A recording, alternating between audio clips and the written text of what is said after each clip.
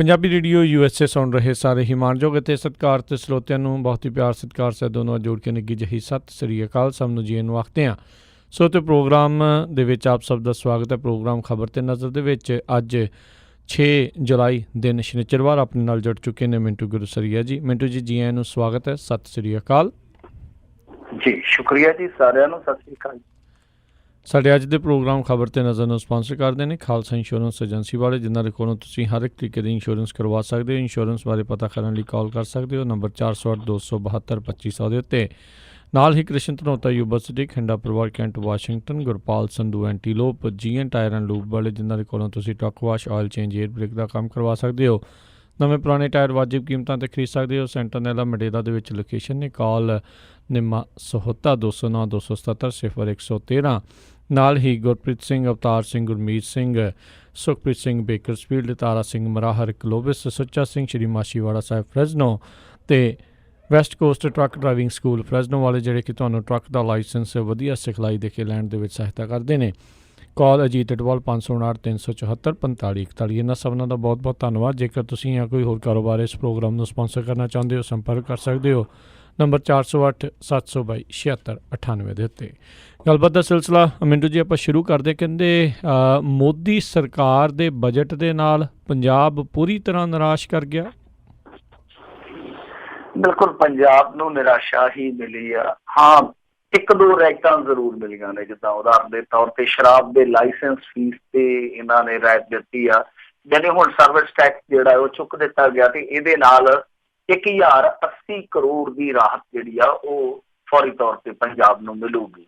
ਸੋ ਇਸ ਤੋਂ ਇਲਾਵਾ ਪੰਜਾਬ ਦੀਆਂ ਜਿਹੜੀਆਂ ਉਮੀਦਾਂ ਸੀਗੀਆਂ ਉਹਨੂੰ ਲੈ ਕੇ ਕਿਸੇ ਵੀ ਕਿਸਮ ਦੀ ਕੋਈ ਵੀ, ਜਿੱਦਾਂ ਰਿਸਰਚ ਫੰਡ ਲਈ ਸੀਗੀ ਕਿ ਖੇਤੀ ਸੈਕਟਰ ਦੇ ਵਿੱਚ ਰਿਸਰਚ ਫੰਡ ਵਾਸਤੇ ਕੁਛ ਨਾ ਕੁਛ ਦੇਣਗੇ, ਕੁਛ ਨਹੀਂ ਹੋਇਆ।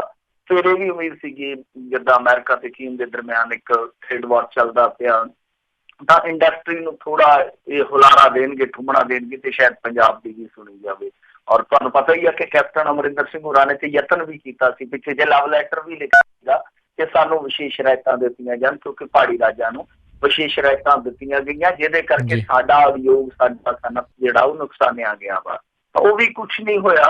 ਇੱਥੋਂ ਤੱਕ ਕਿ ਸ੍ਰੀ ਗੁਰੂ ਨਾਨਕ ਦੇਵ ਜੀ ਦਾ ਜਿਹੜਾ ਪ੍ਰਕਾਸ਼ ਦਿਹਾੜਾ ਆ ਰਿਹਾ ਵਾ ਉਹ ਬਹੁਤ ਮਹੱਤਵਪੂਰਨ ਦਿਹਾੜਾ, ਤਾਂ ਉਹਦੇ ਲਈ ਵੀ ਕੁਛ ਇਹਨਾਂ ਨੇ ਨਹੀਂ ਰੱਖਿਆ ਇਸ ਬਜਟ ਦੇ ਵਿੱਚ। ਸੋ ਕੁੱਲ ਮਿਲਾ ਕੇ ਜਿੱਦਾਂ ਸਾਡੇ ਇੱਥੇ ਇੱਕ ਚਮੜਾ ਉਦਯੋਗ ਆ, ਫਿਰ ਆਪਣੇ ਇੱਕ ਸਪੋਰਟਸ ਉਦਯੋਗ ਆ, ਇਹਨਾਂ ਉਦਯੋਗਾਂ ਨੂੰ ਵੀ ਅਣਗੌਲਿਆਂ ਕੀਤਾ ਗਿਆ ਤਕਰੀਬਨ। ਸਾਰੀਆਂ ਚੀਜ਼ਾਂ ਜੇ ਆਪਾਂ ਦੇਖ ਲਈਏ, ਫਰੈਟ ਸਬਸਿਡੀ, ਟੈਕਨੋਲੋਜੀ ਅਪਗ੍ਰੇਡੇਸ਼ਨ, ਇਹਨਾਂ ਸਾਰੀਆਂ ਚੀਜ਼ਾਂ ਨੂੰ ਹੀ ਅਣਗੌਲਿਆਂ ਕੀਤਾ ਗਿਆ। ਨਾ ਹੀ ਪਾਣੀ ਨੂੰ ਬਚਾਉਣ ਵਾਸਤੇ, ਕਿਉਂਕਿ ਹਾਲਾਂਕਿ ਇਹਨਾਂ ਦੇ ਏਜੰਡੇ ਤੇ ਪਾਣੀ ਰਿਹਾ। 242 ਜ਼ਿਲ੍ਹੇ ਇਹਨਾਂ ਨੇ ਰੱਖੇ ਆ ਤੇ ਇਹਨਾਂ ਜ਼ਿਲ੍ਹਿਆਂ ਦੇ ਵਿੱਚ ਪਾਣੀ ਘਰ ਘਰ ਪਹੁੰਚਾਉਣ ਤੱਕ ਅਸੀਂ ਆਰਾਮ ਨਾਲ ਨਹੀਂ ਬੈਠਾਂਗੇ, ਪਰ ਪੰਜਾਬ ਦਾ ਪਾਣੀ ਬਚਾਉਣ ਵਾਸਤੇ ਕੁਛ ਵੀ ਨਹੀਂ ਹੈ।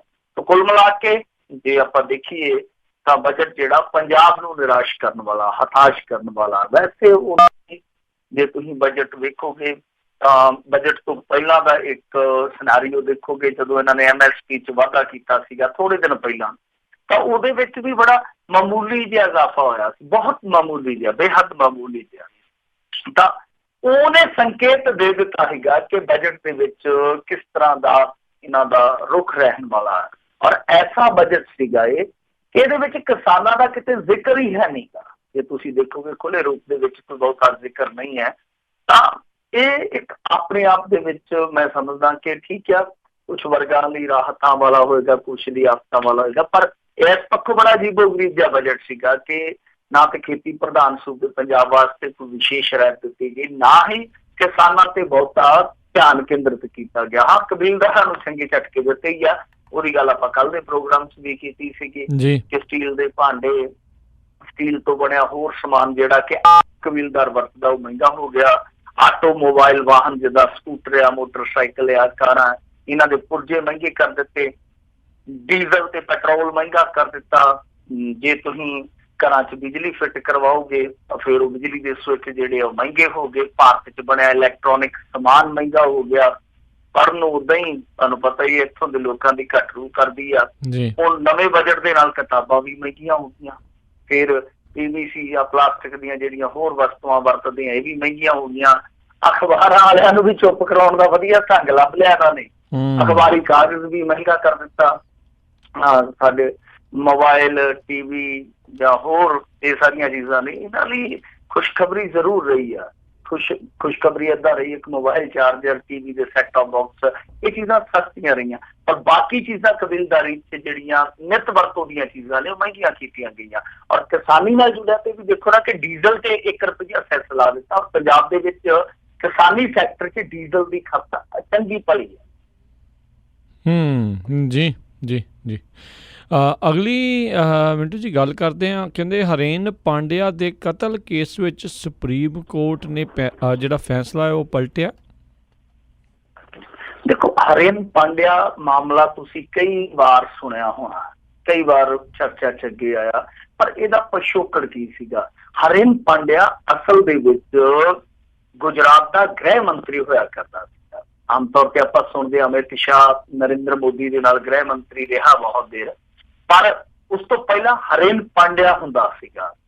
ਪਰ ਕਮਾਲ ਦੀ ਗੱਲ ਇਹ ਆ ਕਿ ਇਹਦੀ ਨਰਿੰਦਰ ਮੋਦੀ ਦੇ ਨਾਲ ਸਿਆਸੀ ਅਦਾਵਤ ਚੱਲਦੀ ਰਹੀ ਹੈ ਮਰਨ ਤੱਕ। ਇੱਕ ਦਿਨ ਪਹਿਲਾਂ ਨਿਕਲਿਆ, ਸੁਬਾਹ ਸਵੇਰੇ ਸੈਰ ਨੂੰ ਨਿਕਲਿਆ, ਇਹਨੂੰ ਗੋਲੀਆਂ ਦੇ ਨਾਲ ਭੁੰਨ ਦਿੱਤਾ ਗਿਆ ਸੀ। ਗੱਲ ਮੇਰੇ ਖਿਆਲ ਦੇ ਨਾਲ 2003 ਦੀ ਆ। ਇਹਦਾ ਕਤਲ ਹੋ ਗਿਆ। ਉਸ ਤੋਂ ਬਾਅਦ ਫਿਰ ਇੱਕ ਟਰਾਇਲ ਚੱਲਿਆ। ਟਰਾਇਲ ਦੇ ਵਿੱਚ ਹੋਇਆ ਕਿ ਇਹ ਕਹਾਣੀ ਘੜੀ ਗਈ ਕਿ 2002 ਦੇ ਜਿਹੜੇ ਗੁਜਰਾਤ ਦੇ ਹੋਏ ਸੀ ਕਤਲੇਆਮ, ਉਹਨਾਂ ਦਾ ਬਦਲਾ ਲੈਣ ਵਾਸਤੇ ਇਹਨੂੰ ਮਾਰਿਆ ਗਿਆ। ਚਲੋ, ਦੋਸ਼ੀਆਂ ਤੇ ਟਰਾਇਲ ਹੋਇਆ। ਉਹਦੇ ਵਿੱਚ ਬਹੁਤ ਜ਼ਿਆਦਾ ਜਿਹੜੇ ਸੀਗੇ ਜਾਂ ਤਕਰੀਬਨ ਸਾਰੇ ਮੁਸਲਮਾਨ ਸੀਗੇ ਜਿਹੜੇ ਨਾਮਜ਼ਦ ਕੀਤੇ ਗਏ ਸੀਗੇ। ਤਾਂ ਹੇਠਲੀ ਅਦਾਲਤ ਨੇ ਇਹਨਾਂ ਨੂੰ ਸਜ਼ਾ ਦੇ ਦਿੱਤੀ। ਫਿਰ ਜਿਹੜੀ ਹਾਈ ਕੋਰਟ ਸੀਗੀ, ਅਪਰ ਕੋਰਟ ਸੀ, ਉਹਨੇ ਸਾਰੇ ਦੇ ਸਾਰੇ ਹੀ ਛੱਡ ਦਿੱਤੇ। ਤਾਂ ਫਿਰ ਇਹ ਮਾਮਲਾ ਚਲੇ ਗਿਆ ਸੁਪਰੀਮ ਕੋਰਟ ਦੇ ਵਿੱਚ। ਸੁਪਰੀਮ ਕੋਰਟ ਨੇ ਉਹ ਜਿਹੜੇ ਸਾਰੇ ਦੋਸ਼ੀ ਛੱਡੇ ਸੀ ਹਾਈ ਕੋਰਟ ਵੱਲੋਂ, ਉਹ ਸਾਰਿਆਂ ਨੂੰ ਬੰਨ ਦਿੱਤਾ। ਸਾਰਿਆਂ ਨੂੰ ਫਿਰ ਸਜ਼ਾ ਕਰ ਦਿੱਤੀ ਆ, ਉਮਰ ਕੈਦ ਹੋ ਗਈ। ਤਾਂ ਹੁਣ ਇਸ ਮਾਮਲੇ ਦੇ ਵਿੱਚ ਇੱਕ ਦਿਲਚਸਪ ਪੱਖ ਇਹ ਰਿਹਾ ਵਾ ਕਿ ਜਿਹੜੇ NGO ਨੇ ਇਹ ਮਾਮਲਾ ਸੁਪਰੀਮ ਕੋਰਟ 'ਚ ਖੜਿਆ ਸੀਗਾ, ਉਹਨੂੰ 50,000 ਰੁਪਇਆ ਜੁਰਮਾਨਾ ਇਸ ਕਰਕੇ ਕਰ ਦਿੱਤਾ ਗਿਆ ਕਿਉਂਕਿ ਉਹ ਕਹਿੰਦੇ ਸੀਗੇ ਕਿ ਜਾਂਚ ਪੜਤਾਲ ਇਸ ਮਾਮਲੇ 'ਚ ਨਵੇਂ ਸਿਰੇ ਤੋਂ ਕਰੋ। ਤਾਂ ਉਹਨਾਂ ਨੂੰ 50,000 ਰੁਪਇਆ ਜੁਰਮਾਨਾ ਪਾ ਦਿੱਤਾ ਗਿਆ। ਜਦੋਂ ਸੁਪਰੀਮ ਕੋਰਟ ਦੀ ਮੋਹਰ ਲੱਗ ਗਈ ਕਿ ਦੋਸ਼ੀ ਇਹ ਆ, ਫਿਰ ਕਹਾਣੀ ਤੇ ਵੀ ਆਪਣੇ ਆਪ ਹੀ ਮੋਹਰ ਲੱਗ ਗਈ ਕਿ ਇਹਨਾਂ ਨੇ ਹਰੇਨ ਪਾਂਡਿਆ ਨੂੰ ਬਦਲਾ ਲੈਣ ਵਾਸਤੇ ਬਦਲਾ ਲਊ ਗਤੀਵਿਧੀ ਦੇ ਤਹਿਤ ਮਾਰਿਆ ਵਾ। ਪਰ ਇੱਕ ਪੱਖ ਹੋਰ ਵੀ ਆ ਇਸ ਕਹਾਣੀ ਦੇ ਵਿੱਚ। ਇੱਕ ਬੜਾ ਦਿਲਚਸਪ ਮੋੜ ਆਇਆ ਸੀਗਾ। ਜਿਹੜਾ NGO ਜਿਹਨੇ ਇਹ ਕੇਸ ਸੁਪਰੀਮ ਕੋਰਟ 'ਚ ਖੜਿਆ, ਉਹਨੂੰ ਕੋਰਟ ਵੀ ਕੀਤਾ। ਟਰਾਇਲ ਕੋਰਟ ਦੇ ਵਿੱਚ 3 ਨਵੰਬਰ 2018 ਨੂੰ ਇੱਕ ਬਹੁਤ ਮਹੱਤਵਪੂਰਨ ਗਵਾਹ ਇਸ ਮਾਮਲੇ 'ਚ ਪੇਸ਼ ਹੁੰਦਾ ਹੈ। ਤਾਂ ਉਹ ਜਿਹੜਾ ਗਵਾਹ ਸੀਗਾ, ਉਹ ਮੇਰੇ ਖਿਆਲ ਦੇ ਨਾਲ ਉਹਨੇ ਖਾਨ ਸੀ ਉਹਦਾ ਨਾਮ, ਜਿਹਨੇ ਇਹ ਗੱਲ ਸਾਰੀ ਕਹੀ ਸੀ, ਆਜ਼ਮ ਖਾਨ। ਉਹਨੇ ਆਖਿਆ ਸੀਗਾ ਕਿ ਜਿਹੜਾ ਸਰਾਬੂਦੀਨ ਸੀਗਾ, ਯਾਨੀ ਹੁਣ ਸਰਾਬੂਦੀਨ, ਇਹ ਥੋੜਾ ਜਿਹਾ ਤੁਸੀਂ ਕਪਾਟ ਖੋਲ ਕੇ ਗੱਲ ਨੂੰ ਸੁਣਿਓ ਕਿ ਸਰਾਬੂਦੀਨ ਫਰਜ਼ੀ ਇਨਕਾਊਂਟਰ ਮਾਮਲਾ ਸੀਗਾ। ਤਾਂ ਸਰਾਬੂਦੀਨ ਨੂੰ ਆਜ਼ਮ ਖਾਨ ਕਹਿੰਦਾ ਉਹਦੇ ਮੁਤਾਬਕ ਕਿ ਸਰਾਬੂਦੀਨ ਮੈਨੂੰ ਦੱਸਿਆ ਸੀਗਾ ਕਿ ਹਰੇਨ ਪਾਂਡਿਆ ਨੂੰ ਪੁਲਿਸ ਵੱਲੋਂ ਮਾਰਨ ਦੀ ਸੁਪਾਰੀ ਦਿੱਤੀ ਗਈ ਸੀ। ਮਤਲਬ ਕਿ ਮੈਂ ਮਾਰਿਆ, ਔਰ ਜਿਹੜਾ ਉਸ ਸਮੇਂ ਦਾ ਪੁਲਿਸ ਅਫਸਰ ਸੀਗਾ ਇੱਕ ਬਹੁਤ ਵੱਡਾ, ਉਹਨੇ ਇਹ ਸੁਪਾਰੀ ਦਿੱਤੀ ਸੀ। ਤਾਂ ਇਸ ਗਵਾਹ ਦੇ ਇਸ ਬਿਆਨ ਨੂੰ ਵੀ ਉੱਥੇ ਕੋਟ ਕੀਤਾ ਗਿਆ, ਉੱਥੇ ਦੱਸਿਆ ਗਿਆ, ਪਰ ਮੇਰੇ ਖਿਆਲ ਦੇ ਨਾਲ ਇਹ ਸਾਰੀਆਂ ਚੀਜ਼ਾਂ ਅਣਸੁਣੀਆਂ ਹੋ ਗਈਆਂ, ਔਰ ਅਣਸੁਣੀਆਂ ਹੁਣ ਪੱਕੇ ਤੌਰ ਤੇ ਹੀ ਰਹਿਣਗੀਆਂ। ਸਰਾਬੂਦੀਨ ਇਹ ਕਹਿੰਦਾ ਕਿਸੇ ਬੰਦੇ ਨੂੰ ਕਿ ਮੈਂ ਮਾਰਿਆ ਹਰੇਨ ਪਾਂਡਿਆ ਨੂੰ, ਬਾਅਦ ਦੇ ਵਿੱਚ ਸਰਾਬੂਦੀਨ ਮਾਰਿਆ ਜਾਂਦਾ, ਇਹ ਹੈਰਾਨਗੀ ਦੀ ਗੱਲ ਆ।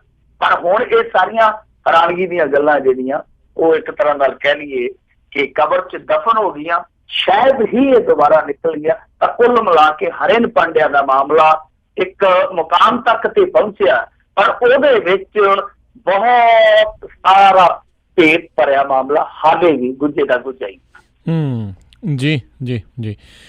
ਅਗਲੀ ਆਪਾਂ ਮਿੰਟੂ ਗੁਰਸਰੇ ਜੀ ਗੱਲ ਕਰਦੇ ਹਾਂ। ਕਹਿੰਦੇ ਕਾਂਗਰਸ ਦੇ ਵਿੱਚ ਫਿਰ ਮਕਾਰੀ 2 ਵਿਧਾਇਕ ਕਰ ਗਏ ਕ੍ਰਾਸ ਵੋਟਿੰਗ।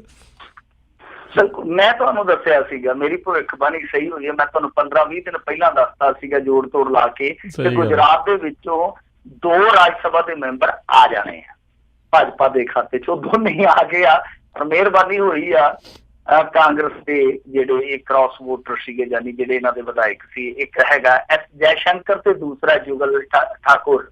ਵੈਸੇ ਜੁਗਲਬੰਦੀ ਹੈਗੀ ਹੈ ਦੋਨਾਂ ਦੀ।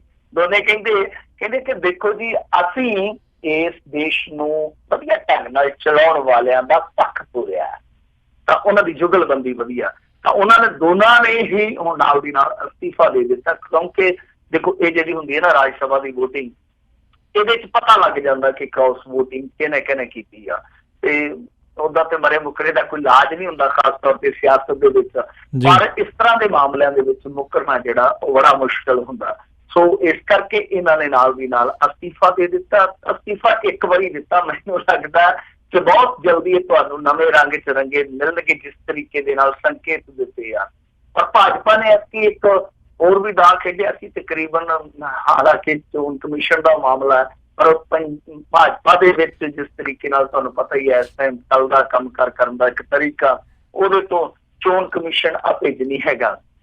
ਤਾਂ ਐਤਕੀ ਮਾਮਲਾ ਜਿਹੜਾ ਸੁਪਰੀਮ ਕੋਰਟ ਤੱਕ ਵੀ ਸ਼ਾਇਦ ਗਿਆ ਸੀਗਾ ਕਿ ਦੋਨੇ ਇਲੈਕਸ਼ਨ ਜਿਹੜੇ ਆ ਉਹ ਇੱਕੋ ਵੇਲੇ ਕਰਵਾਏ ਜਾ ਰਹੇ ਆ, ਤਾਂ ਥੋੜੇ ਵਕਫੇ ਬਾਅਦ ਕਰਵਾਉਣੇ ਚਾਹੀਦੇ ਆ। ਕੁਛ ਇਸ ਤਰ੍ਹਾਂ ਦੀ ਮੰਗ ਸੀਗੀ ਜਿਹੜੀ ਖਾਰਜ ਹੋ ਗਈ।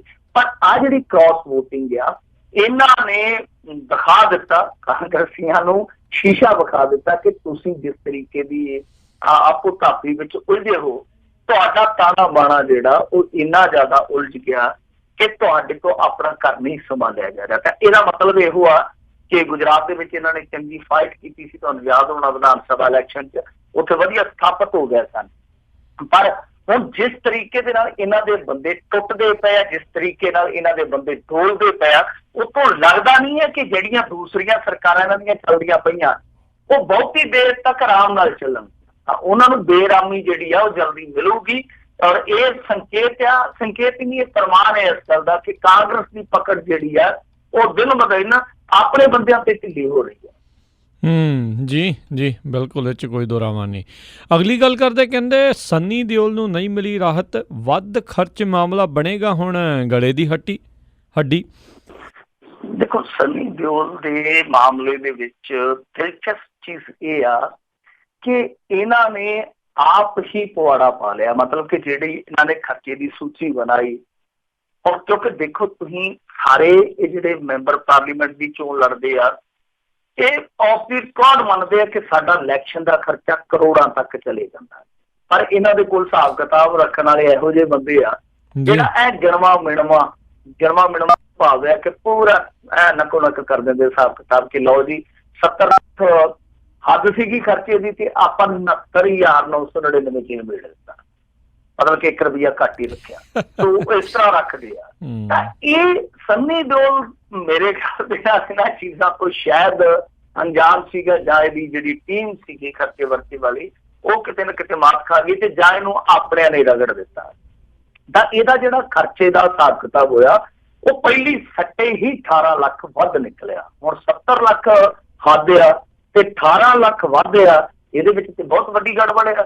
ਤਾਂ ਇਹਨਾਂ ਨੇ ਥੋੜਾ ਇਤਰਾਜ਼ ਜਤਾਇਆ ਸੀਗਾ ਕਿ ਜਿਹੜੀ ਉਹ ਖਰਚਾ ਕਮੇਟੀ ਸਾਰੀਆਂ ਚੀਜ਼ਾਂ ਦਾ ਅੰਕਲਨ ਕਰਦੀ ਆ, ਉਹਨੇ ਇਹ ਖਰਚਾ ਵੱਧ ਜੋੜਿਆ। ਤਾਂ ਦੁਬਾਰਾ ਫੇਰ ਵਿਸ਼ਲੇਸ਼ਣ ਹੋਇਆ ਇਹਨਾਂ ਚੀਜ਼ਾਂ ਦਾ, ਫੇਰ ਅੰਕਲਨ ਹੋਇਆ, ਮੁਲਾਂਕਣ ਜਦੋਂ ਹੋਇਆ ਤਾਂ ਉਹ ਚੀਜ਼ਾਂ ਥੋੜੀਆਂ ਜਿਹੀਆਂ ਬਦਲ ਗਈਆਂ। ਮਤਲਬ ਇਹ ਆ ਕਿ ਪਹਿਲਾਂ ਤੇ ਪਾਇਆ ਸੀ 18 ਲੱਖ, ਪਰ ਬਾਅਦ ਦੇ ਵਿੱਚ ਜਾਂਚ ਪੜਤਾਲ ਦੇ ਦੌਰਾਨ 9,76,000 ਰੁਪਇਆ ਜਿਹੜਾ ਉਹ ਖਾਰਜ ਕਰ ਦਿੱਤਾ ਗਿਆ। ਪਰ ਫਿਰ ਵੀ 8 ਲੱਖ ਰੁਪਇਆ ਇਹਨੇ ਉਸ ਹੱਦ ਤੋਂ ਵੱਧ ਖਰਚਿਆ ਜਿਹੜੀ ਕਿ ਚੋਣ ਕਮਿਸ਼ਨ ਵੱਲੋਂ ਮੁਕਰਰ ਕੀਤੀ ਗਈ ਆ। ਤਾਂ ਇਹਦੇ ਵਿੱਚ ਹੁਣ ਸੁਨੀਲ ਜਾਖੜ ਤੇ ਇੱਥੋਂ ਤੱਕ ਕਹਿ ਗਿਆ ਕਿ ਇਹਦੀ ਮੈਂਬਰਸ਼ਿਪ ਰੱਦ ਹੋ ਜਾਣੀ ਚਾਹੀਦੀ ਹੈ, ਕਿਉਂਕਿ ਇਹਨੇ ਬਹੁਤ ਵੱਡੀ ਉਲੰਘਣਾ ਕੀਤੀ ਆ ਚੋਣ ਕਮਿਸ਼ਨ ਦੀ। ਹਾਲਾਂਕਿ ਐਸਾ ਮਾਮਲਾ ਹੈਗਾ, ਜੇ ਆਪਾਂ ਵੇਖੀਏ ਇਤਿਹਾਸ ਨੂੰ ਖੋਲ ਕੇ, 2007 ਦੇ ਵਿੱਚ ਇਸੇ ਤਰੀਕੇ ਦੇ ਨਾਲ ਉੱਤਰ ਪ੍ਰਦੇਸ਼ ਦੇ ਇੱਕ ਵਿਧਾਇਕ ਸੀਗੇ, ਮੇਰੇ ਖਿਆਲ ਦੇ ਨਾਲ ਅਮਲੇਸ਼ ਯਾਦਵ ਲੇਡੀ ਵਿਧਾਇਕ ਸੀਗੇ, ਤਾਂ ਉਹਨਾਂ ਨੂੰ 3 ਸਾਲ ਵਾਸਤੇ ਇਹਨਾਂ ਨੇ ਨਾਕਾਬਲ ਐਲਾਨ ਦਿੱਤਾ ਸੀਗਾ, ਮਤਲਬ ਕਿ ਇਲੈਕਸ਼ਨ ਲੜਨ ਤੋਂ ਰੋਕ ਦਿੱਤਾ ਸੀਗਾ। ਸੋ ਇਸ ਤਰ੍ਹਾਂ ਦਾ ਮਾਮਲਾ ਹੋਇਆ ਆਪਣੇ ਇੱਧਰ ਵਾਪਰਿਆ ਇੰਡੀਆ ਦੇ ਵਿੱਚ ਕਿ ਜੇ ਸੰਨੀ ਦਿਓਲ ਦੇ ਮਾਮਲੇ 'ਚ ਐਸਾ ਕੋਈ ਸਟੈਪ ਚੁੱਕਿਆ ਜਾਂਦਾ ਤੇ ਉਹਦੇ ਵਿੱਚ ਇਹ ਨਹੀਂ ਹੈ ਕਿ ਉਹ ਕੋਈ ਅਲੋਕਾਰੀ ਗੱਲ ਹੋਏਗੀ। ਪਰ ਹਾਲਾਂਕਿ ਇਹਨਾਂ ਦੇ ਕੋਲ ਹੈਗੇ ਆ ਕੁਛ ਵਿਕਲਪ, ਕੁਛ ਬਦਲ ਹੈਗੇ ਆ, ਉਹਨਾਂ ਨੂੰ ਇਸਤੇਮਾਲ ਕਰਨਗੇ, ਇਸ ਰਿਪੋਰਟ ਨੂੰ ਸ਼ਾਇਦ ਚੁਣੌਤੀ ਦੇਣਗੇ। ਕਿਉਂਕਿ ਇਹਦੇ ਵਿੱਚ 35-9,76,000 ਘਟਿਆ। ਤਾਂ ਇਹ ਇਸ ਚੀਜ਼ ਨੂੰ ਆਧਾਰ ਬਣਾ ਸਕਦੇ ਆ ਕਿ ਇਹਨਾਂ ਦੀ ਜਿਹੜੀ ਪਹਿਲੀ ਰਿਵਿਊ ਕਮੇਟੀ ਸੀ ਜਿਹਨੇ ਸਾਰੇ ਖਰਚੇ ਦਾ ਰਿਵਿਊ ਕੀਤਾ, ਉਹਦੇ ਵਿੱਚ ਇੰਨੀ ਗੜਬੜੀ ਨਿਕਲੀ ਆ। ਤਾਂ ਲੱਗਦਾ ਇਹੋ ਆ ਕਿ ਗੜਬੜੀ ਦਾ ਅੰਦੇਸ਼ਾ ਗਾਂਹ ਵੀ ਹੈਗਾ। ਸ਼ਾਇਦ ਇਸ ਆਧਾਰ ਨੂੰ ਇਹ ਬਦਲਣਗੇ ਜ਼ਰੂਰ, ਵਰਤਣਗੇ ਜ਼ਰੂਰ, ਪਰ ਮੇਰੇ ਖਿਆਲ ਦੇ ਨਾਲ ਸੰਨੀ ਦਿਓਲ ਇੱਕ ਐਸਾ ਚਿਹਰਾ ਬਣ ਗਿਆ, ਉਹਦੇ ਚਿਹਰਾ ਬਣ ਗਿਆ ਜਿਹੜਾ ਤੁਰਦਾ ਘੱਟ ਆ, ਬੈਕ ਨੂੰ ਪਿਛਾਂ ਜ਼ਿਆਦਾ ਜਾਂਦਾ। ਮਤਲਬ ਸ਼ੁਰੂਆਤ ਚੰਗੀ ਹੋਈ, ਲੋਕਾਂ ਨੇ ਵੋਟਾਂ ਪਾ ਦਿੱਤੀਆਂ, ਪਰ ਜਿਵੇਂ ਜਿਵੇਂ ਅੱਗੇ ਤੁਰਨ ਦਾ ਯਤਨ ਕਰਦਾ ਪਿਆ ਉਵੇਂ ਉਵੇਂ ਦੇ ਨਾਲ ਵਿਵਾਦ ਜੁੜਦੇ ਪਿਆ। ਪਰ ਕੋਈ ਗੱਲ ਨਹੀਂ, ਇਹਦੇ ਪਾਪਾ ਨੇ ਆਖਿਆ ਸੀਗਾ 2 ਪੈਗ ਲਾ ਕੇ ਮੈਂ ਕੈਪਟਨ ਦੇ ਨਾਲ ਸਾਰੇ ਕੰਮ ਕਰਾ ਲੈਣੇ ਆ। ਸ਼ਾਇਦ ਉਹ ਭਾਵੇਂ ਕਰਾ ਲਵੇ, ਪਰ ਜਿਸ ਤਰੀਕੇ ਨਾਲ ਸੰਨੀ ਦਿਓਲ ਨੇ ਸ਼ੁਰੂਆਤ ਕੀਤੀ ਹੈ, ਸ਼ੁਰੂਆਤ ਦੇ ਵਿੱਚ ਇਹ ਬਿਲਕੁਲ ਲੜਖੜਾ ਗਿਆ। ਜੀ ਬਿਲਕੁਲ। ਪਹਿਲੋਂ ਆਪਣੀ ਥਾਂ 'ਤੇ ਕਿਸੇ ਹੋਰ ਨੂੰ ਲਾਉਣ ਲੱਗਾ ਸੀਗਾ, ਬੜਾ ਕੁਛ ਜਿਹੜਾ ਇਸ ਦੇ ਨਾਲ ਚੱਲਦਾ ਆ। ਸੋ ਦੇਖਦੇ ਹਾਂ ਵੀ ਇਹ ਨਵਾਂ ਬਣਿਆ ਸਿਆਸਤਦਾਨ ਇਸ ਸਾਰੀਆਂ ਚੀਜ਼ਾਂ ਨੂੰ ਕਿੱਦਾਂ ਚੱਲਦਾ ਆ। ਨਹੀਂ, ਇਹ ਸਿਆਸਤਦਾਨ ਨਹੀਂ ਹੈਗਾ ਰਾਜਕਰਮਜੀਤ ਸਿੰਘ ਜੀ, ਅਸਲ ਵਿੱਚ ਆਪਾਂ ਸਮਝ ਨਹੀਂ ਪਾ ਰਹੇ। ਇਹ ਤੇ ਜਿੱਦਾਂ ਕਹਿੰਦੀ ਨਾ ਠੇਕੇਦਾਰ ਆ, ਇਹਨੇ ਠੇਕਾ ਲਿਆ ਸੀ ਤੁਹਾਨੂੰ ਮੈਂ ਸੀਟ ਜਿੱਤ ਦੇਣਾ, ਇਹਨੇ ਠੇਕਾ ਮਾਰ ਕੇ ਤੇ ਆਪਦਾ ਕੰਮ ਹੈ ਜਿਹੜਾ ਉਹ ਕੱਢ ਲਿਆ। ਠੀਕ ਹੈ, ਹੁਣ ਉਹ ਜਨਮ ਤੇ ਉਹਨਾਂ ਦਾ ਕੰਮ ਜਾਣੇ। ਇਹਨੇ ਕਹਿ ਦੇਣਾ ਕਿ ਹਾਂ ਭਾਈ ਆਪਾਂ ਦਾ ਠੇਕਾ ਲਿਆ ਸੀਗਾ, ਉਹ ਠੇਕੇ ਦਾ ਕੰਮ ਕਰਕੇ ਗਏ ਆ, ਹੁਣ ਤੁਸੀਂ ਆਪਦੇ ਜਿਹੜੇ ਉੱਥੇ ਦੂਜੇ ਹਿਸਾਬ ਕਿਤਾਬ ਵਾਲੇ ਆ ਉਹਨਾਂ ਨੂੰ ਵੇਖੋ ਕਿ ਕੀ ਬਣਿਆ। ਮੈਂ ਕਿਹਾ ਇਹ ਤਾਂ ਨਿਕਲ ਗਿਆ ਹੋਣਾ ਬਾਹਰ। ਸਹੀ ਗੱਲ ਆ। ਆਪ ਤਾਂ ਇਹਨੇ ਸੋ ਕਾਲਡ ਮੂਵੀਆਂ ਬਣਾਈ ਹੋਈ ਜਾਣੀਆਂ। ਮਿੰਟੂ ਜੀ, ਅਗਲੀ ਜਿਹੜੀ ਖਬਰ ਆ ਉਸ ਦੇ ਉੱਤੇ ਨਜ਼ਰ ਮਾਰੀਏ ਤਾਂ ਕਹਿੰਦੇ ਕਰਤਾਰਪੁਰ ਸਾਹਿਬ ਸਥਿਤ ਸਮਾਧ ਹੋਣ ਦੇ ਉੱਤੇ ਹੁਣ ਚੁੱਕੇ ਨੇ ਸਵਾਲ। ਦੇਖੋ, ਇਹ ਕਮਾਲ ਦੀ ਗੱਲ ਹੈ ਕਿ ਜਿਹੜੇ ਸਵਾਲ ਉੱਠਦੇ ਪਏ, ਸਵਾਲ ਇੱਥੋਂ ਨਹੀਂ ਉੱਠਦੇ ਪਏ, ਸਵਾਲ ਜਿਹੜੇ ਬਾਹਰ ਬੈਠੇ ਵਿਦਵਾਨ ਆ ਉਹ ਚੁੱਕਦੇ ਪਏ ਕਿ ਇੱਥੇ ਕੀ ਚੱਲਦਾ ਪਿਆ। ਪਹਿਲਾਂ ਨਾਰੀਅਲ ਤੇ ਸਵਾਲ ਉੱਠੇ ਕਿ ਜਿਸ ਤਰੀਕੇ ਨਾਲ ਨਾਰੀਅਲ ਪੂਜਾ ਕੀਤੀ ਗਈ, ਜਿਸ ਤਰੀਕੇ ਨਾਲ ਭੂਮੀ ਪੂਜਨ ਹੋਇਆ, ਹੁਣ ਉੱਥੇ ਕਰਤਾਰਪੁਰ ਸਾਹਿਬ ਜਿਹੜੀ ਸਮਾਧ ਆ ਉਹਨੂੰ ਲੈ ਕੇ ਵੀ ਇੱਕ ਸਵਾਲ ਉੱਠਿਆ ਕਿ ਉੱਥੇ ਪੂਜਾ ਕੀਤੀ ਜਾ ਰਹੀ ਹੈ ਜੋ ਕਿ ਗੁਰਮਤਿ ਦੇ ਉਲਟ ਆ। ਬਿਲਕੁਲ ਇਹ ਗੱਲ ਸੱਚ ਆ ਕਿ ਗੁਰੂ ਨਾਨਕ ਸਾਹਿਬ ਦਾ ਜਿਹੜਾ ਸੰਕਲਪ ਆ ਇਹ ਚੀਜ਼ਾਂ ਉਹਦੇ ਉਲਟ ਆ। ਪਰ ਹੁਣ ਇੱਥੇ ਵੇਖਣ ਵਾਲੀ ਗੱਲ ਇਹ ਆ ਕਿ ਸਾਰਿਆਂ ਦਾ ਧਿਆਨ ਕਰਤਾਰਪੁਰ ਸਾਹਿਬ ਲਾਂਘੇ ਦੇ ਵਿੱਚ ਹੈ, ਪਰ ਜੋ ਬਾਬੇ ਦਾ ਫਲਸਫਾ ਹੈ ਉਹਦੇ ਤੋਂ ਉਲਟ ਜਿਹੜੀਆਂ ਮਨਮਤੀਆਂ ਹੁੰਦੀਆਂ ਉਹਦੇ ਤੇ ਕਿਸੇ ਦੀ ਨਜ਼ਰ ਨਹੀਂ ਹੈ। ਤਾਂ ਜਗਤਾਸੀ ਜਾਚਕ ਹੋਰਾਂ ਨੇ ਇੱਕ ਵਾਰ ਫੇਰ ਇਹਦੇ ਤੇ ਸਵਾਲ ਖੜੇ ਕੀਤੇ ਕਿ ਜੋ ਕੁਛ ਉੱਥੇ ਚੱਲਦਾ ਪਿਆ ਠੀਕ ਨਹੀਂ ਹੈ। ਤਾਂ ਇਹ ਉਹਨਾਂ ਨੇ ਹਵਾਲਿਆਂ ਦੇ ਨਾਲ ਦੱਸਿਆ। ਉਹ ਕਹਿੰਦੇ ਆ ਕਿ ਦੇਖੋ 1515 ਵਿੱਚ ਰਾਵੀ ਕਿਨਾਰੇ ਇਹ ਕਰਤਾਰਪੁਰ ਨਗਰ ਵਸਾਇਆ ਗਿਆ ਸੀਗਾ ਤੇ 1921 ਤੱਕ ਗੁਰੂ ਆਸ਼ੇ ਦਾ ਸੱਚਖੰਡੀ ਮਾਡਲ ਗ੍ਰਾਮ ਬਣ ਕੇ ਉਭਰ ਆਇਆ ਸੀਗਾ। ਤਾਂ ਉਸ ਤੋਂ ਬਾਅਦ ਉਹ ਕਹਿੰਦੇ ਆ ਕਿ 1539 ਵਿੱਚ ਗੁਰੂ ਜੀ ਜਦੋਂ ਜੋਤੀ ਜੋਤ ਸਮਾ ਗਏ ਤੇ ਉਹਨਾਂ ਦਾ ਰਾਵੀ ਕੰਢੇ ਤੇ ਅੰਤਮ ਸੰਸਕਾਰ ਕੀਤਾ ਗਿਆ ਸੀ ਕਿ ਇੱਥੋਂ ਹੀ ਫਿਰ ਗਾਂ ਇਹ ਚੀਜ਼ ਚੱਲਦੀ ਆ। ਉਹ ਕਹਿੰਦੇ ਆ ਕਿ ਦੇਖੋ ਜਿਹੜੇ ਬਾਬਾ ਸ੍ਰੀ ਚੰਦ ਸੀਗੇ ਇਹਨਾਂ ਦੇ ਬੇਟੇ, ਕਿਉਂਕਿ ਉਹ ਇਹਨਾਂ ਦੇ ਜੋ ਵੀ ਗੁਰੂ ਆਸ਼ਾ ਉਹਦੇ ਤੋਂ ਇਨਕਾਰੀ ਸੀ, ਆਕੀ ਸੀਗੇ, ਤੇ ਉਹਨਾਂ ਨੇ ਫਿਰ ਉੱਥੇ ਡੇਰਾ ਜਿਹਨੂੰ ਸਮਾਧ ਕਹਿ ਦਿੰਦੇ ਆ ਕਿ ਬਣਵਾ ਕੇ ਪੂਜਾ ਸ਼ੁਰੂ ਕਰ ਦਿੱਤੀ ਹੈ। ਇੱਕ ਵੇਲਾ ਇਸ ਤਰ੍ਹਾਂ ਦਾ ਆਇਆ ਕਿ ਉਹ ਜਿਹੜੀ ਸਮਾਧ ਸੀਗੀ ਉਹ ਫਿਰ ਜਿਵੇਂ ਹੜ੍ਹ ਆਉਂਦੇ ਆ ਕੋਈ ਜਾਂ ਪਾਣੀ ਜ਼ਿਆਦਾ ਚੜ ਕੇ ਆਉਂਦਾ ਤਾਂ ਉਹਦੇ ਵਿੱਚ ਰੁੜ ਗਿਆ ਸੀਗਾ। ਤਾਂ ਉਸ ਤੋਂ ਬਾਅਦ ਹੋਇਆ ਕਿ ਕੁਛ ਹਿੰਦੂ ਸਿੱਖ ਜਿਹੜੇ ਬਾਬੇ ਦੇ ਪੈਰੋਕਾਰ ਸੀਗੇ, ਬਾਬੇ ਦੇ ਬਹੁਤ ਜ਼ਿਆਦਾ ਸ਼ਰਧਾਲੂ ਸੀਗੇ, ਉਹਨਾਂ ਨੇ ਉੱਥੇ ਖੂਹ ਲਵਾਇਆ ਸੀਗਾ ਤੇ ਜਿਹੜੇ ਮੁਸਲਮਾਨ ਸ਼ਰਧਾਲੂ ਸੀਗੇ ਉਹਨਾਂ ਨੇ ਉੱਥੇ ਮਸੀਤ ਬਣਵਾਈ। ਇਹ ਕਹਿੰਦੇ ਆ ਕਿ ਬੰਸਾਵਾਲੀਨਾਮਾ ਜਿਹੜਾ ਸਨ 1979 ਦਾ, ਉਹਦੇ ਲੇਖਕ ਭਾਈ ਕੇਸਰ ਸਿੰਘ ਸ਼ਿਬਰ ਨੇ ਵੀ ਦੱਸਿਆ ਸੀਗਾ ਕਿ ਸਭ ਕੁਛ ਮੈਂ ਅੱਖੀ ਦੇਖਿਆ ਤੇ ਉਸ ਖੂਹ ਤੇ ਇਸ਼ਨਾਨ ਵੀ ਕੀਤਾ। ਤੇ ਉਸ ਤੋਂ ਬਾਅਦ ਇਹ ਜਿਹੜੀਆਂ ਚੀਜ਼ਾਂ ਦੁਬਾਰਾ ਫੇਰ ਬਣ ਗਈਆਂ, ਯਾਨੀ ਕਰਤਾਰਪੁਰ ਸਾਹਿਬ ਦੇ ਵਿੱਚ ਫੇਰ ਇੱਕ ਸਮਾਧ ਬਣ ਗਈ ਜਿੱਥੇ ਹੁਣ ਪੂਜਾ ਹੋ ਰਹੀ ਹੈ। ਕਹਿੰਦੇ ਕਿ ਇਹ ਸਾਰਾ ਕੁਛ ਹੋਇਆ ਉਦੋਂ ਜਦੋਂ ਮਹਾਰਾਜਾ ਭੁਪਿੰਦਰ ਸਿੰਘ ਪਟਿਆਲਾ ਨੇ ਸੇਵਾ ਕਰਵਾਈ ਹੈ ਸਾਰੇ ਗੁਰੂ ਘਰ ਦੀ, ਤੇ ਉਸ ਤੋਂ ਬਾਅਦ ਫਿਰ ਇੱਥੇ ਇਹ ਜਿਹੜੀ ਕਬਰ ਬਣ ਗਈ। ਤਾਂ ਉੱਥੇ ਹੁਣ ਲੋਕ ਜਿਹੜੇ ਆ ਉਹ ਮੱਥਾ ਟੇਕਦੇ ਆ, ਪੂਜਾ ਕਰਦੇ ਆ। ਸੋ ਜਿਹੜੀਆਂ ਚੀਜ਼ਾਂ ਇਤਿਹਾਸਕ ਹਵਾਲੇ ਦੇ ਨਾਲ ਕਹੀਆਂ ਜਾ ਰਹੀਆਂ, ਇਹਨਾਂ ਚੀਜ਼ਾਂ ਨੂੰ ਛੁਪਾਇਆ ਨਹੀਂ ਜਾ ਸਕਦਾ, ਨਕਾਰਿਆ ਨਹੀਂ ਜਾ ਸਕਦਾ। ਜੇ ਇਸ ਤਰ੍ਹਾਂ ਚੱਲਦਾ ਤਾਂ ਦੇਖੋ ਜਦੋਂ ਇਹ ਜ਼ਿਆਦਾ ਆਮਦ ਹੋਏਗੀ ਉੱਥੇ ਕਰਤਾਰਪੁਰ ਸਾਹਿਬ ਲਾਂਘਾ ਖੁੱਲਣ ਤੋਂ ਬਾਅਦ, ਤਾਂ ਇਹ ਚੀਜ਼ ਫਿਰ ਵਧੇ ਫੁੱਲੇਗੀ। ਕਿਉਂਕਿ ਸਾਡੇ ਲੋਕ ਤੇ ਇੱਥੇ ਜੰਡ ਕਰੀਰਾਂ ਦੇ ਕੋਈ ਇੱਕ ਸੁੱਟ ਜਾਂਦਾ ਤੇ ਉੱਥੇ ਇੱਟਾਂ ਸੁੱਟਣ ਲੱਗ ਜਾਂਦੇ ਆ, ਤੇ ਜੰਡ ਕਰੀਰ ਦੇ ਥੱਲੇ ਹੌਲੀ ਹੌਲੀ ਉਹ ਇੱਕ ਤਰ੍ਹਾਂ ਨਾਲ ਪੂਜਾ ਸਥਾਨ ਬਣ ਜਾਂਦਾ। ਉੱਥੇ ਦੀਵੇ ਬਲਣ ਲੱਗ ਜਾਂਦੇ ਆ। ਤਾਂ ਜਦੋਂ ਇਹੋ ਜਿਹੇ ਵੱਡੇ ਧਾਰਮਿਕ ਸਥਾਨ ਤੇ ਇਸ ਤਰ੍ਹਾਂ ਦੀ ਮਨਮਤੀ ਚੱਲਦੀ ਹੋਏਗੀ ਤਾਂ ਬਹੁਤ ਸਾਰੇ ਹੋਰ ਲੋਕ ਵੀ ਉਧਰ ਨੂੰ ਹੋਰ ਤੁਰਨਗੇ। ਕਰਤਾਰਪੁਰ ਸਾਹਿਬ ਗਏ ਲੋਕ ਜਿਹੜੇ ਆ, ਕਹਿਣ ਦਾ ਮਤਲਬ ਹੈ ਕਿ ਇਹ ਤਾਂ ਬਿਲਕੁਲ ਜਿੱਦਾਂ ਇਹਨਾਂ ਨੇ ਕਿਹਾ ਕਿ ਗੁਰੂ ਆਸ਼ਿਕ ਤੋਂ ਉਲਟ ਆ। ਇਹ ਸੋਚਣਾ ਪਊਗਾ, ਵਿਚਾਰਨਾ ਪਊਗਾ। ਸਿੱਖ ਵਿਦਵਾਨਾਂ ਨੂੰ ਇਹਨਾਂ ਚੀਜ਼ਾਂ ਦਾ ਨੋਟਿਸ ਲੈਣਾ ਚਾਹੀਦਾ। ਇਹਨਾਂ ਦਾ ਕੰਮ ਹੋਰ ਕੀ ਆ? ਇਹਨਾਂ ਨੇ ਕਿਹੜਾ ਫਲੇ ਗਾਉਣੇ ਆ? ਜਿਹੜੇ ਅਕਾਲ ਤਖਤ ਤੇ ਜਥੇਦਾਰ ਬੈਠੇ ਆ, ਕਮੇਟੀ ਵਾਲੇ ਆ, ਪਾਕਿਸਤਾਨ ਕਮੇਟੀ ਵਾਲੇ ਆ, ਚਲੋ ਇਹਨਾਂ ਦੀਆਂ ਸੰਸਥਾਵਾਂ ਜਾਂ ਇਹਨਾਂ ਦੇ ਵਿਚਾਰਕ ਵੱਖਰੇਵੇਂ ਅੱਡੋ ਅੱਡ ਹੋ ਸਕਦੇ ਆ, ਪਰ ਜਿਹੜਾ ਗੁਰੂ ਆਸ਼ਾ ਜਾਂ ਗੁਰੂ ਦਾ ਸੰਕਲਪ ਹੈ ਜਿਹੜਾ, ਉਹ ਤੇ ਇੱਕ ਹੀ ਹੈ ਨਾ। ਉਹ ਤੇ ਵੰਡਿਆ ਹੋਇਆ ਨਹੀਂ ਹੈ। ਜੇ ਉਹ ਵੰਡਿਆ ਤਾਂ ਫਿਰ ਤੇ ਗੱਲ ਹੀ ਖਤਮ ਹੈ, ਫਿਰ ਤੇ ਕਹਾਣੀ ਖਤਮ ਹੈ।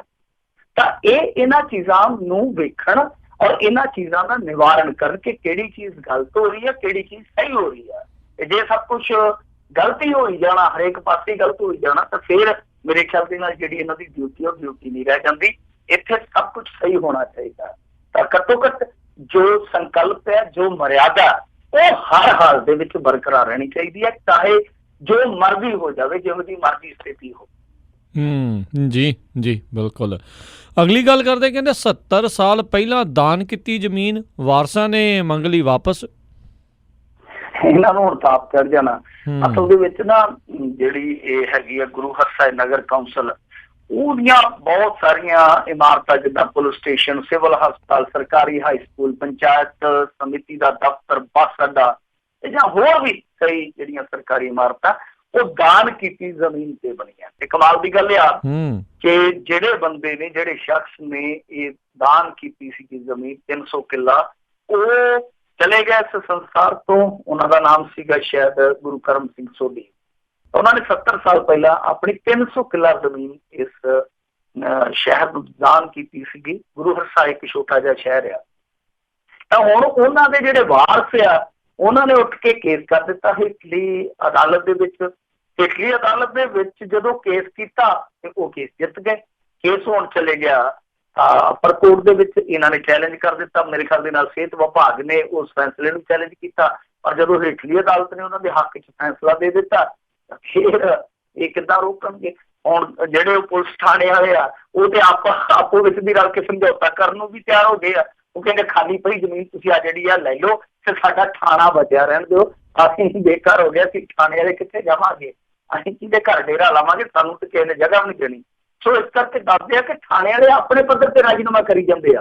ਹੁਣ ਕਮਾਲ ਦੀ ਗੱਲ ਹੈ, ਕਿਸੇ ਨੇ ਦਾਨ ਕੀਤੀ ਆ ਜ਼ਮੀਨ ਸਰਕਾਰ ਨੂੰ, ਸਰਕਾਰ ਦਾ ਉਹਦੇ ਤੇ ਕਬਜ਼ਾ ਵਾ, ਤੇ ਥਾਣੇ ਵਾਲੇ ਜਿਹੜਾ ਦੱਸਦੇ ਕਿ ਥਾਣੇਦਾਰ ਆਪਣੇ ਪੱਧਰ ਤੇ ਉੱਤੇ ਕਬਜ਼ਾ ਜਿਹੜਾ ਹੈਗਾ ਕਬਜ਼ਾ ਕੀਤਾ, ਉਹ ਦੂਜੀ ਧਿਰ ਜਿਨ੍ਹਾਂ ਦੇ ਹੱਕ 'ਚ ਕੇਸ ਹੋਇਆ, ਜਿਨ੍ਹਾਂ ਨੇ ਦਾਨ ਕੀਤੀ ਹੈ ਜ਼ਮੀਨ, ਉਹਨਾਂ ਦੇ ਨਾਲ ਕੰਪਰੋਮਾਈਜ਼ ਕਰੀ ਬੈਠਾ। ਤਾਂ ਖੈਰ ਇਹ ਮਾਮਲਾ ਹੁਣ ਕਾਫੀ ਚਰਚਿਤ ਹੋਇਆ ਪਿਆ। ਤੇ ਵੈਸੇ ਦੱਸਦੇ ਆ ਕਿ ਦੇਖੋ ਇਸ ਮਾਮਲੇ ਦੇ ਵਿੱਚ ਇੱਕ ਪੱਖ ਇਹ ਹੁੰਦਾ ਕਿ ਜੇ ਮੰਨ ਲਓ ਕਿਸੇ ਵਿਭਾਗ ਨੂੰ, ਕਿਸੇ ਸੰਸਥਾ ਨੂੰ ਜੇ ਕੋਈ ਬੰਦਾ ਦਾਨ ਕਰਦਾ ਜ਼ਮੀਨ, ਜੇ ਉਹਦੀ ਰਜਿਸਟਰੀ ਹੋ ਜਾਂਦੀ ਆ ਤਾਂ ਫਿਰ ਤੇ ਕਦੇ ਵੀ ਜ਼ਮੀਨ ਜਿਹੜੀ ਵਾਪਸ ਨਹੀਂ ਹੁੰਦੀ। ਪਰ ਜੇ ਰਜਿਸਟਰੀ ਨਹੀਂ ਹੁੰਦੀ ਤਾਂ ਫਿਰ ਇਹੋ ਜਿਹੇ ਮਾਮਲੇ ਦੇ ਵਿੱਚ ਝਟਕਾ ਲੱਗਦਾ ਹੀ ਆ। ਤਾਂ ਮੇਰੇ ਖਿਆਲ ਦੇ ਨਾਲ ਜਿਹੜੇ ਹੇਠਲੇ ਅਦਾਲਤ ਨੇ ਤੱਥ ਵੇਖੇ ਹੋਣਗੇ, ਉਹਦੇ ਵਿੱਚ ਇਹ ਚੀਜ਼ ਪਾਈ ਹੋਊਗੀ ਨਾ ਕਿ ਇਹਨਾਂ ਨੇ ਰਜਿਸਟਰੀ ਕਰਨ ਦੇ ਵਿੱਚ ਕਿਤੇ ਨਾ ਕਿਤੇ ਹੁਕਾਈ ਕੀਤੀ ਆ। ਤੇ ਉਹਨਾਂ ਨੇ ਹੁਣ ਵਾਰਸਾਂ ਨੇ ਆਪਣਾ ਦਿਲ ਜਾਂ ਦਲੀਲ ਬਦਲ ਲਈ ਆ ਕਿ ਹਾਂ ਭਾਈ ਸਾਡੀ ਜ਼ਮੀਨ ਤੇ ਹੁਣ ਕਰੋੜਾਂ ਦੀ ਹੋ ਗਈ, ਅਰਬਾਂ ਦੀ ਹੋ ਗਈ, ਅਸੀਂ ਕੀ ਲੈਣਾ ਦਾਨ ਤੋਂ? ਦਾਨ ਵੀ ਸਹਿੰਦਾ ਕਰਨਾ ਚਾਹੀਦਾ। ਜੇ ਅੱਜ ਤੁਹਾਨੂੰ ਜ਼ਰੂਰਤ ਹੈ ਕਹਿੰਦੇ ਦਾਨ ਦੇ ਵਿੱਚੋਂ ਥੋੜਾ ਜਿਹਾ ਦਾਨ ਵਾਪਸ ਲੈ ਲਈਏ। ਤਾਂ ਹੇਠਲੀ ਅਦਾਲਤ 'ਚ ਜਦੋਂ ਇਹ ਮਾਮਲਾ ਜਾਊਗਾ, ਤੱਥ ਪੜਚੋਲੇ ਗਏ ਹੋਣਗੇ ਡੈਫੀਨੇਟਲੀ। ਤਾਂ ਇਹਦੇ ਵਿੱਚ ਕਿਤੇ ਨਾ ਕਿਤੇ ਇਹਨਾਂ ਨੇ, ਜਿਵੇਂ ਉਹ ਸਰਦਾਰ ਸਾਹਿਬ ਨੇ ਫਰਾਖਦਿਲੀ ਦਿਖਾਈ ਹੈ, ਦਾਨ ਕੀਤੀ, ਇਹਨਾਂ ਨੇ ਵੀ ਫਰਾਖਦਿਲੀ ਦਿਖਾਈ ਹੋਣੀ ਕਿ ਕੋਈ ਲੋੜ ਨਹੀਂ, ਸਰਦਾਰ ਸਾਹਿਬ ਨੇ ਜ਼ਮੀਨ ਦਾਨ ਹੀ ਕਰ ਦਿੱਤੀ ਆ। ਤਾਂ ਇਹਨਾਂ ਨੇ ਰਜਿਸਟਰੀਆਂ ਕਰਵਾਈਆਂ ਨਹੀਂ ਤੇ ਇਹ ਹੁਣ ਇੱਕ ਵਾਰੀ ਪੰਬਲ ਫੂਸਾ ਪੈ ਗਿਆ। ਤੇ ਜੇ ਇਹਨਾਂ ਨੂੰ ਇਹ ਸਾਰੀਆਂ ਇਮਾਰਤਾਂ ਖਾਲੀ ਕਰਨੀਆਂ ਪਈਆਂ ਜਾਂ ਬਦਲੇ ਦੇ ਵਿੱਚ ਕੈਸ਼ ਦੇਣਾ ਪਿਆ, ਤੇ ਵੇਖ ਲਓ ਕਹਾਣੀਆਂ ਕਿੱਥੋਂ ਤੱਕ ਚਲੇ ਜਾਣੀਆਂ। ਜੀ ਜੀ ਬਿਲਕੁਲ। ਅਗਲੀ ਮਿੰਟ 'ਚ ਗੱਲ ਕਰਦੇ, ਕਹਿੰਦੇ DC ਨੇ ਸੜਕ ਤੋੜਨ ਵਾਲਿਆਂ ਤੋਂ ਬਣਵਾਈ ਸੜਕ। ਆਹ ਤੇ ਕਮਾਲ ਦੀ ਗੱਲ ਆ। ਮੇਰੇ ਖਿਆਲ ਦੇ ਨਾਲ ਇਸ ਤਰ੍ਹਾਂ ਦਾ DC ਹੈ ਜਿਹੜਾ ਹਰੇਕ ਥਾਂ ਤੇ ਹੋਣਾ ਚਾਹੀਦਾ। ਇਹ ਮਾਮਲਾ ਦੱਸਦੇ ਪਠਾਨਕੋਟ ਦਾ ਵਾ। ਤੇ ਇਹਦੇ 'ਚ ਕੀ ਸੀਗਾ ਕਿ ਹੁਣ ਤੁਹਾਨੂੰ ਪਤਾ ਹੀ ਉਸ ਇਲਾਕੇ ਦੇ ਵਿੱਚ ਕ੍ਰੈਸ਼ਰ ਬੜੇ ਚੱਲਦੇ ਆ। ਕ੍ਰੈਸ਼ਰ ਮਟੀਰੀਅਲ ਸਪਲਾਈ ਲਈ ਉਹ ਜਾਂਦੇ ਆ, ਕੋਈ ਟਿੱਪਰ ਜਾਈ ਜਾਂਦਾ, ਕੋਈ ਹੋਰ ਮਸ਼ੀਨ ਜਾਈ ਜਾਂਦੀ, ਹੈਵੀ ਮਸ਼ੀਨਰੀ ਬਥੇਰੀ ਜਾਂਦੀ ਆ। ਤੇ ਦੱਸਦੇ ਕਿ ਕੀੜੀ ਤੇ ਸੁੰਦਰ ਚੱਕ ਰੋਡ ਜਿਹੜੀ ਸੀਗੀ ਖਸਤਾ ਹਾਲ ਹੋ ਗਈ। ਇਹਨਾਂ ਮਸ਼ੀਨਾਂ ਦੇ ਲਾਂਘੇ ਕਰਕੇ, ਇਹਨਾਂ ਟਿੱਪਰਾਂ ਦੇ ਲਾਂਘੇ ਕਰਕੇ। ਤੇ ਇਹਦਾ ਫਿਰ ਇਹਨਾਂ ਨੇ ਐਸਟੀਮੇਟ ਲਾਇਆ ਕਿ ਕਿੰਨਾ ਕੁ ਨੁਕਸਾਨ ਹੋਇਆ ਸੜਕ ਦਾ, ਦੱਸਦੇ ਉਹ ਬਣਿਆ 173 ਲੱਖ ਦਾ। ਤਾਂ ਇਹਨਾਂ ਨੇ ਡੀਸੀ ਉਹਨਾਂ ਨੇ ਆਖਿਆ ਕਿ ਚੁੱਪ ਕਰਕੇ ਜੁਰਮਾਨਾ ਭਰ ਦਿਓ ਮਿੱਤਰੋ, ਕਿਉਂਕਿ ਇੱਥੇ ਦੱਸਦੇ ਆ ਕਿ ਪੰਜਾਬ ਮਾਈਨਰ ਮਿਨਰਲ ਰੂਲਸ 2013 ਦਾ ਨੋਟੀਫਿਕੇਸ਼ਨ ਜਾਰੀ ਹੈ ਕਿ ਜੇ ਕੋਈ ਇਸ ਤਰ੍ਹਾਂ ਦਾ ਨੁਕਸਾਨ ਹੁੰਦਾ ਜੋ ਕੁਦਰਤੀ ਰਿਸੋਰਸ ਜਿਹੜੇ ਆ ਉਹ ਕਰਦਾ ਤੇ ਉਹ ਸਰਕਾਰੀ ਢਾਂਚੇ ਦਾ ਨੁਕਸਾਨ ਕਰਦਾ ਤਾਂ ਉਹਦੀ ਭਰਪਾਈ ਵੀ ਕਰੂਗਾ। ਇਹ ਬੜੀ ਨਵੀਂ ਜਾਣਕਾਰੀ ਮਿਲੀ ਹੈ ਇਸ ਮਾਮਲੇ ਦੇ ਵਿੱਚ। ਤਾਂ ਉਹਨਾਂ ਨੇ ਇਸੇ ਰੂਲ ਦਾ, ਇਸੇ ਕਾਇਦੇ ਦਾ ਹਵਾਲਾ ਦੇ ਕੇ ਜੁਰਮਾਨਾ ਕਰ ਦਿੱਤਾ ਕਿ 173 ਲੱਖ ਰੁਪਈਆ ਜਿਹੜਾ ਉਹ ਤੁਸੀਂ ਦੇ ਦਿਓ। ਤੇ ਦੱਸਦੇ ਆ ਕਿ ਉਹਨਾਂ ਨੇ ਚੁੱਪ ਕਰਕੇ ਬੇਪੁੱਤ ਬਣ ਕੇ ਉਹ 173 ਲੱਖ ਰੁਪਈਆ ਦੇ ਦਿੱਤਾ ਤੇ ਡੀਸੀ ਨੇ ਉਸ ਸੜਕ ਦਾ ਕੰਮ ਵੀ ਸ਼ੁਰੂ ਕਰਾ ਦਿੱਤਾ। ਮਤਲਬ ਕਿ ਐਨ ਵਧੀਆ ਸੜਕ ਬਣਨੀ ਸ਼ੁਰੂ ਹੋ ਗਈ। ਤੇ ਜੇ ਸਾਰੇ ਜ਼ਿਲ੍ਹਿਆਂ ਦੇ ਡੀਸੀ ਇਸ ਤਰ੍ਹਾਂ ਖਿਆਲ ਰੱਖਣ, ਇਸ ਤਰ੍ਹਾਂ ਵੇਖਣ, ਇਸ ਤਰ੍ਹਾਂ ਜਾਂਚਣ ਤਾਂ ਮੇਰੇ ਖਿਆਲ ਦੇ ਨਾਲ ਮਾਮਲੇ ਬਹੁਤ ਹੱਦ ਤੱਕ ਸੁਲਝ ਸਕਦੇ ਆ। ਵੈਸੇ ਸਾਡੇ ਨਾ ਆਪਾਂ ਸਰਕਾਰ ਨੂੰ ਦੋਸ਼ ਦੇਣ ਵਾਲੇ ਜ਼ਿਆਦਾ ਲੋਕ ਵੇਖਦੇ ਆ, ਪਰ ਲੋਕ ਵੀ ਸਾਡੇ ਬੜੇ ਕੰਬਖਤ ਆ। ਇੱਥੇ ਸਾਡੇ ਇਲਾਕੇ ਦੇ ਵਿੱਚ ਸੜਕਾਂ ਦੇ ਜਾਲ ਵਿਛੇ, ਕਿਉਂਕਿ ਮੁੱਖ ਮੰਤਰੀ ਫਿਰ ਤੁਹਾਨੂੰ ਪਤਾ ਹੀ ਆ ਕਿ 97 ਤੋਂ ਬਾਅਦ 3 ਦਫਾ ਲੰਬੀ ਹਲਕੇ ਦਾ ਰਹਿ ਗਿਆ, ਮੁਕਤਸਰ ਜ਼ਿਲ੍ਹੇ ਦਾ ਰਹਿ ਗਿਆ। ਤਾਂ ਇਸ ਇਲਾਕੇ ਦੇ ਵਿੱਚ ਜਾਲ ਵਿਛੇ ਆ, ਵੱਡੀਆਂ ਸੜਕਾਂ ਪਿੰਡਾਂ ਨੂੰ ਗਈਆਂ ਹੋਈਆਂ। ਤਾਂ ਹੁੰਦਾ ਕੀ ਆ ਕਿ ਸੜਕ ਬਣਦੀ ਆ, ਮੰਨ ਲਓ ਪਿੰਡ ਦੀ ਫਿਰਨੀ ਬਣਦੀ ਆ, ਉਹ ਪਹਿਲਾਂ ਥੱਲੇ ਪੈਪ ਨਹੀਂ ਪਾਈ ਜਾਂਦੀ, ਬੰਨ ਸਾਰ ਉਹਨੂੰ ਢਾਹ ਕੇ ਤੇ ਫਿਰ ਉਹ ਪਾਈਪਾਂ ਲਗਾਉਣੀਆਂ ਸ਼ੁਰੂ ਕਰ ਦਿੰਦੇ। ਇਹੀ ਹਾਲ ਬਾਹਰ ਆ, ਕਿਸਾਨ ਵੀ ਏਦਾਂ ਹੀ ਕਰਦੇ ਆ ਕਿ ਪਹਿਲਾਂ ਪੁਲੀ ਨਹੀਂ ਪਾਉਣੀ, ਜਦੋਂ ਸੜਕ ਬਣ ਗਈ ਫਿਰ ਉਹਨਾਂ ਨੇ ਪੁਲੀ ਡੇਗਦੇ, ਉਹ ਨਵੀਂ ਪੱਟ ਕੇ ਪੁਲੀ ਪਾ ਕੇ ਤੇ ਉੱਤੇ ਖੱਡਾ ਬਣਦਾ। ਲੋਕਾਂ ਨੇ ਨਿਕਾਸੀ ਦਾ ਪਾਣੀ ਸੜਕਾਂ ਤੇ ਖੜਾਇਆ ਹੋਇਆ। ਸੋ ਇੱਥੋਂ ਤੱਕ ਕਿ ਸਾਡੇ ਇਲਾਕੇ ਦੇ ਵਿੱਚ ਵੱਡੀਆਂ ਸੜਕਾਂ ਬਣ ਗਈਆਂ ਪਿੰਡਾਂ 'ਚ। ਉਹਨਾਂ ਆਖਿਆ ਵੱਡੀ ਦੀ ਕੀ ਜ਼ਰੂਰਤ ਹੈ, ਗੱਡੀ ਲੰਘਣੀ ਚਾਹੀਦੀ ਆ, ਅੱਧੀ ਸੜਕ ਤੇ ਰੂੜੀਆਂ ਲਾ ਦਿੱਤੀ। ਤਾਂ ਲੋਕ ਜਿਹੜੇ ਆ ਇਹਨਾਂ ਚੀਜ਼ਾਂ ਦਾ ਖਿਆਲ ਨਹੀਂ ਰੱਖਦੇ ਕਿ ਸੜਕਾਂ ਦਾ ਢਾਂਚਾ ਜਿਹੜਾ ਉਹ ਸਾਡੇ ਪੈਸੇ ਦੇ ਨਾਲ ਹੀ ਨਿਰਮਿਤ ਹੁੰਦਾ। ਸਾਡਾ ਫਰਜ਼ ਬਣਦਾ ਅਸੀਂ ਖਿਆਲ ਰੱਖੀਏ, ਕਿਉਂਕਿ ਜਦੋਂ ਤੋੜਾਂਗੇ ਫਿਰ ਦੁਬਾਰਾ ਬਣੂਗੀ, ਉਹ ਸਾਡੇ ਪੈਸਿਆਂ ਦੇ ਨਾਲ ਹੀ ਬਣੂਗੀ। ਤਾਂ ਲੋਕ ਜਦੋਂ ਤੋੜਦੇ ਆ ਉਹਨਾਂ ਨੂੰ ਥੋੜਾ ਜਿਹਾ ਇਹ ਖਿਆਲ ਰੱਖਣਾ ਚਾਹੀਦਾ। ਸਾਡੇ ਤੇ ਹਾਲੇ ਵੀ ਲੋਕ ਭੋਲੇ ਆ, ਉਹ ਕਹਿੰਦੇ ਹੁੰਦੇ ਆ ਲੈ ਫਲਾਣਾ ਤੇ ਸਰਕਾਰ ਦੀ ਚੋਰੀ ਕਰਦਾ ਨਾ, ਸਾਨੂੰ ਕੀ ਆ, ਸਰਕਾਰ ਦੀ ਚੋਰੀ ਨਹੀਂ ਨਿਕਲਦਾ, ਤੁਹਾਡੀ ਚੋਰੀ ਕਰਦਾ ਉਹ। ਸਹੀ ਗੱਲ ਆ। ਜਿੱਦਣ ਇਹ ਚੀਜ਼ ਸਮਝ ਆ ਜੀ ਤਾਂ ਬੜਾ ਕੁਝ ਸੁਧਰ ਜਾਣਾ। ਬੜਾ ਕੁਝ ਲੋਕਾਂ ਨੇ ਡਿਮਾਂਡ ਕਰਨੀ ਆ ਸਰਕਾਰਾਂ ਦੇ ਕੋਲੋਂ ਵੀ ਸਾਡੇ ਹੀ ਪੈਸੇ ਦਾ ਤੁਸੀਂ ਕਿਸ ਤਰੀਕੇ ਦੇ ਨਾਲ ਇਸਤੇਮਾਲ ਵੀ ਕਰਦੇ ਹੋ ਤੇ ਖੁਦ ਧਿਆਨ ਵੀ ਰੱਖਣਾ ਜਿਹੜਾ ਚਾਹੀਦਾ। ਬਸ ਇੰਨਾ ਕੀ ਫਰਕ ਹੁੰਦਾ ਇੱਕ ਜਿਹੜੇ ਆ ਵਿਕਸਿਤ ਤੇ ਜਿਹੜੇ ਵਿਕਾਸਸ਼ੀਲ ਜਿਹੜੇ ਮੁਲਕਾਂ ਦੇ ਬਸ਼ਿੰਦਿਆਂ ਦੇ ਵਿੱਚ, ਵੀ ਉਹ ਲੋਕ ਸਮਝਦੇ ਨੇ ਇਸ ਚੀਜ਼ ਨੂੰ ਵੀ ਇਹ ਸਾਡੇ ਹੀ ਪੈਸਿਆਂ ਦੇ ਉੱਤੇ ਹੋ ਰਿਹਾ ਆ। ਅਗਲੀ ਜਿਹੜੀ ਮਿੰਟੂ ਜੀ ਗੱਲ ਕਰੀਏ, ਕਹਿੰਦੇ ਸਾਬਕਾ SSP ਦਾ ਮਾਮਲਾ SIT ਵੇਖੇਗੀ ਹੁਣ। ਦੇਖੋ ਇਹ ਸਾਬਕਾ SSP ਹੈਗਾ ਸ਼ਿਵ ਕੁਮਾਰ, ਜਿਸਨੇ ਕੈਪਟਨ ਅਮਰਿੰਦਰ ਸਿੰਘ ਦੇ ਖਿਲਾਫ ਕੇਸ ਦਰਜ ਕੀਤਾ ਸੀਗਾ। ਬਾਅਦ ਦੇ ਵਿੱਚ ਇਹ ਰਿਟਾਇਰਡ ਹੋ ਗਿਆ। ਤੁਹਾਨੂੰ ਯਾਦ ਹੋਣਾ ਜਦੋਂ ਕੈਪਟਨ ਅਮਰਿੰਦਰ ਸਿੰਘ ਦੀ ਸਰਕਾਰ ਬਣੀ ਸੀ ਤੇ ਜਦੋਂ ਹੀ ਇੱਕ ਕੇਸ ਨਿਕਲਿਆ ਸੀ ਪਟਵਾਰੀ ਵਾਲਾ, ਕਿ ਪਟਵਾਰੀ ਤੋਂ ਇਹ ਮਾਮਲਾ ਸ਼ੁਰੂ ਹੋਇਆ ਕਿਉਂਕਿ ਉਹਨੇ 20 ਰੁਪਏ ਮੰਗੇ ਸੀ ਫਰਦ ਦੇ। ਉਸ ਤੋਂ ਬਾਅਦ ਫਿਰ ਉਹਨੂੰ ਕੁੱਟਿਆ ਗਿਆ, ਅਲਫ ਨੰਗਿਆਂ ਕਰਕੇ ਬਹੁਤ ਜ਼ਲੀਲ ਕੀਤਾ ਗਿਆ। ਯਾਦ ਆ ਗਿਆ ਹੋਣਾ ਤੁਹਾਨੂੰ ਸਾਰਿਆਂ ਨੂੰ। ਤਾਂ ਉਸ ਤੋਂ ਬਾਅਦ ਫਿਰ ਇਹ ਮਾਮਲਾ ਹੋਰ ਇੱਕ ਮੋੜ ਕੱਟ ਗਿਆ ਸੀ, ਕਿਉਂਕਿ ਜਦੋਂ ਇਹਦੀ ਇਨਕੁਆਇਰੀ ਲੱਗੀ, ਇਨਕੁਆਇਰੀ ਦੇ ਦਰਮਿਆਨ ਇਹਨੇ ਜਿਹੜਾ ਇੱਕ IG ਸੀਗਾ ਗੁਰਿੰਦਰ ਸਿੰਘ ਢਿੱਲੋਂ, IGP ਸੀਗਾ, ਤਾਂ ਉਹਨੂੰ ਇਹਨੇ ਰਗੜ ਦਿੱਤਾ, ਛਾਪਾ ਪਵਾ ਦਿੱਤਾ ਉਹਦੇ ਤੇ ਕਿ ਇਹ ਬੰਦਾ ਜਿਹੜਾ ਮੇਰੇ ਤੋਂ ਰਿਸ਼ਵਤ ਮੰਗਦਾ ਫੜਿਆ ਗਿਆ। ਚਲੋ ਇਹ ਮਾਮਲਾ ਦੂਸਰੇ ਰੁਖ ਤੇ ਚਲੇ ਗਿਆ। ਫਿਰ ਹਾਈ ਕੋਰਟ ਦੇ ਵਿੱਚ ਜਾ ਕੇ CBI ਦੀ ਇਨਕੁਆਇਰੀ ਮੰਗੀ ਗਈ। ਹੁਣ ਉੱਥੇ ਜਾ ਕੇ ਪੰਜਾਬ ਸਰਕਾਰ ਨੇ ਇਹ ਜਵਾਬ ਦਿੱਤਾ ਵਾ ਕਿ ਇਸ ਮਾਮਲੇ ਦੀ ਹੁਣ ਜਾਂਚ SIT ਕਰੂਗੀ।